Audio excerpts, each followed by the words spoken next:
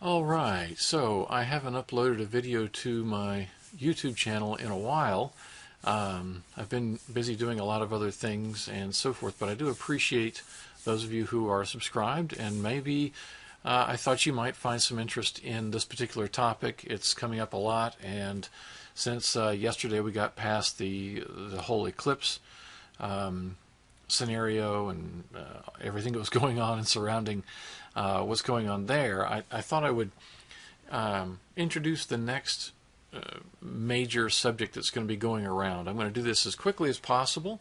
I'll mention a couple of things to make you think about whether this makes sense or not on September 23rd and the alignment. And my goal here is to be unique, because you can find this all over the internet, in that I'm not doing this with a whiteboard. I'm not going to describe it with just showing me and talking about it. I've seen pictures and things like that, but I have not seen anyone actually show it using a three-dimensional app.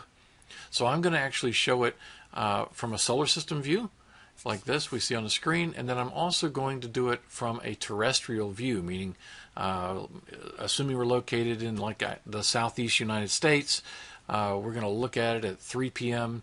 On September 23rd and look at where the stars are from the perspective of standing on Earth. Okay, so we'll do that, and again, my plan is, and if I get a few moments, if you'd like to see this, please add a comment.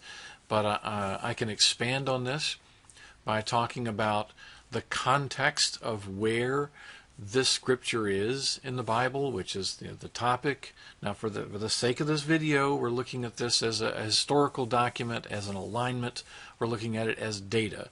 So whether you are a Christian or not, or wherever you stand on the Bible, this alignment is it's about the Bible, in the book of the Bible, in Revelation, specifically chapter 12. And so we're going to look at that from an analytic perspective and show you what all the hype is about. And I expect it's going to be getting more and more hyped as we get closer to September 23rd. There's some very, very interesting stuff. I love history and ancient writings and things like that, and so I can tie some of that together, and as well as the biblical context, to show you why I personally, I'll just get it out there, do not believe that this is I don't think that this astrological alignment is what's being described in the Bible. Okay, I'll just tell you that. I'll let you be the judge, but I'm going to give you the data. Okay? All right, so let's get into it. Now we're looking, I've got Earth in front of us. If you look at the date down here, you can see, there, I'll light it up, September 23rd, 2017, 3 p.m. in the afternoon. My geographic location where I've got this is, so on the other side of the Earth, dead center to the sun, you would see, anyway, pretty much dead center to the sun, you would see the southeast United States. Okay, so that's the context that we're looking at here, and the alignment. Let's start off. I've got a couple little things here. Here's the actual scripture. So we'll start with this, Revelations 12. A great sign appeared in the heaven, a woman clothed with the sun, with the moon under her feet, and on her head a garland of 12 stars. Okay, and then being with child, she cried out in labor, in the pain of giving birth. Okay, and this is the New King James Version. If you look in just the King James Version, pick your version. I'm not a theologian. This one is pretty plain English, so I chose the New King James Version. Okay, and we'll come back to this a bit, because I think this is where a lot of people stop, and I think if you read on, you get a lot of questions. So we'll come back to this. All right, let's close that and let's describe it. So here we are on September 23rd, looking at it from space, solar system view. This is a product called Solar System Scope. It's free. You can just Google it and see this for yourself.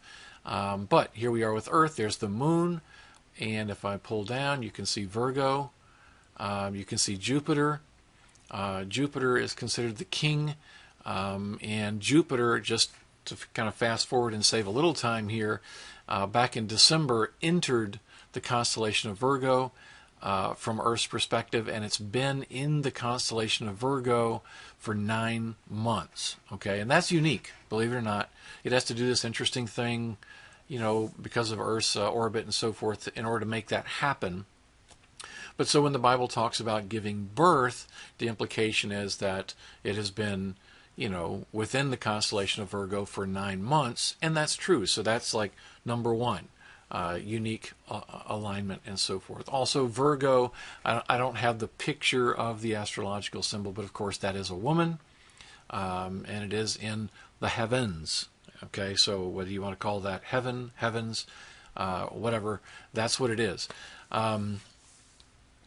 We do have to make the assumption that God is talking about an astrological sign, in Latin known as Virgo. I don't think that that's been done anywhere else in the Bible referring to constellations. And so I'd encourage you to go look at the history of constellations and decide for yourself if that aligns and makes sense to you. But that's kind of my personal point. Number two is it's a constellation. Is God talking about a constellation? But there's Jupiter. It's often known as the king of planets. At least it was historically in ancient times and so forth. It is exiting Virgo. It's been in Virgo for 9 months. Now, all of that does happen about every 12 years, so it's not wildly unique. But the rest of that text, remember, it talked about the garland of 12 stars above her, Virgo's head.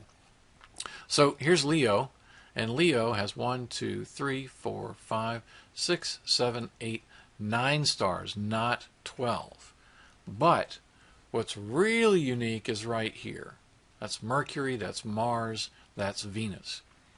Mercury and Mars are orbiting the sun inside Earth's orbit, and Mercury and Venus, and then Mars is the next planet out, the fourth planet from the sun, so it's orbiting a lot slower. With the speeds these planets spin around the sun and so forth, it is very unique that they would all wind up on the same side of the sun. And in fact, and I'll show you this in a more clear way, you can see they are above the head of Virgo. They look like stars in the sky, if you could see them. And we'll come back to that in just a moment, if you could see them. And then you've got Leo, so making that garland of 9, 10, 11, 12, quote, stars. Granted 3 are planets, but they look like stars in the sky above Virgo, giving birth to Jupiter. Okay, so now you know the alignment from the solar system view.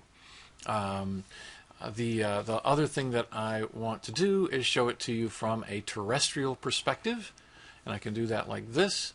So here we are on Earth in the southeast United States, and we're looking south. Okay, there's south.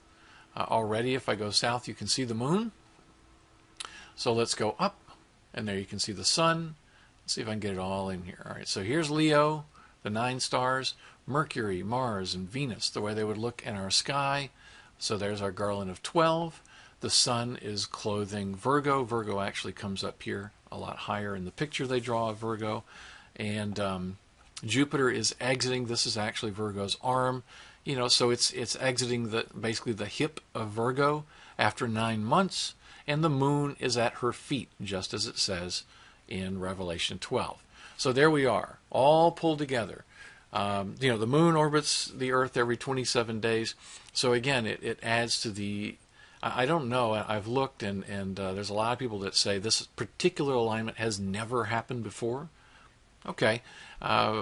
Probably never happened before, since humans have been on Earth or whatever. All these things are in orbit, and so the alignment, it seems that eventually it will happen again. So moon is at her feet, sun clothing Virgo, Jupiter exiting Virgo after 9 months, being born, and Leo and the 3 planets in her head. There you go. Ba-dum-bump. And that's pretty much it. Now I want to end this video by, I want to do one more thing here. Because remember, the scripture does say, or the Bible mentions in 12, Revelation 12, that you would see in the heavens. Okay, so it would be in the heavens. Well, how many stars do you see when you look directly at the sun? 0. So the only part of any of this alignment you're going to see without a computer doing this sort of thing is the moon. You will see the moon. And so the rest is kind of a guess. So most people would not look in the sky and see any of this. You're not going to see Mercury, Mars, Venus. You're not going to see the constellations. You're going to be looking at the sun. So if you're lucky and it's not a cloudy day, okay? So I think that's just worth mentioning. When you add that together with the fact that the constellations have never been mentioned in the Bible, as far as I'm concerned. If maybe you're a theologian and you've seen it before, I'd be interested in hearing about that. But there's the alignment. The one other thing I told you I would do is let's read on. So this is the 12, Revelations 12, 1 and 2, which we just stepped through. Just for review, great sign appeared in the heavens. It appeared. You're not going to see it, right? You're looking at the sun. A woman clothed with the sun. That's a constellation, which never comes up in the Bible before. But clothed with the sun, yes. With the moon under her feet, yes. With a head of garland of 12 stars, yes. So it is a unique alignment.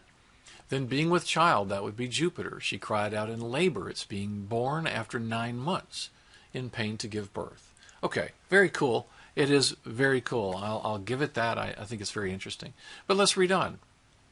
And another sign appeared in the heaven. Behold, a great fiery red dragon. What? Now, there are YouTube channels dedicated to describing what the red dragon may be. I do not discredit that information. I encourage you to research what the red dragon might be.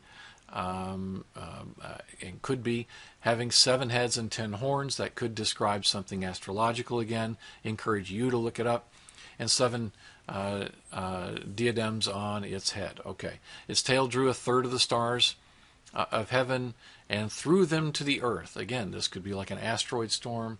And the dragon stood before the woman who was ready to give birth to devour her child as soon as it was born. You'd have to ask someone else what devouring Jupiter would mean if Jupiter is the child. Let's keep reading. She bore a male child. What? Okay, well, I think that in some versions of the Bible it indicates a king, with the implication in Hebrew that it would be a male if it's a king. So, who is to rule all nations with the rod of iron. So again, you can see the king reference here. And her child was caught up to God and his throne. Again, stretching it, what does that have to do with Jupiter? Then the woman fled into the wilderness. The constellation fled into the wilderness. You would have to ask someone else what on earth that might mean. Where she has a place prepared by God. Again, what? That they should feed her there 2,260 days. This does not sound like the constellation of Virgo all of a sudden. And there I'll stop. I encourage you to read more. I encourage you to read things that came before this. And in fact, as I mentioned, my plan is to put this in some context, because if you believe that this September 23rd, 2017 is indicated, that's the sign in the heaven that we've talked about here, then we have to assume the things that the book of Revelation say have come first have actually come first. And I think there's a couple of interesting things to point out there. If I put that together and get it done, I'll get it up. If you'd like to see that, mention it in the comments, and that'll kind of inspire me to get that one done. But anyway, I hope this was interesting to you. I did this in under 15 minutes, so I'm kind of proud of that. And I hope you found this to be an interesting way to actually show what this is going to look like in the sky, while at the same time giving you some things to think about. Have a great day, and I look forward to any comments, feedback, or criticisms of the data as I've shared it. Thanks so much.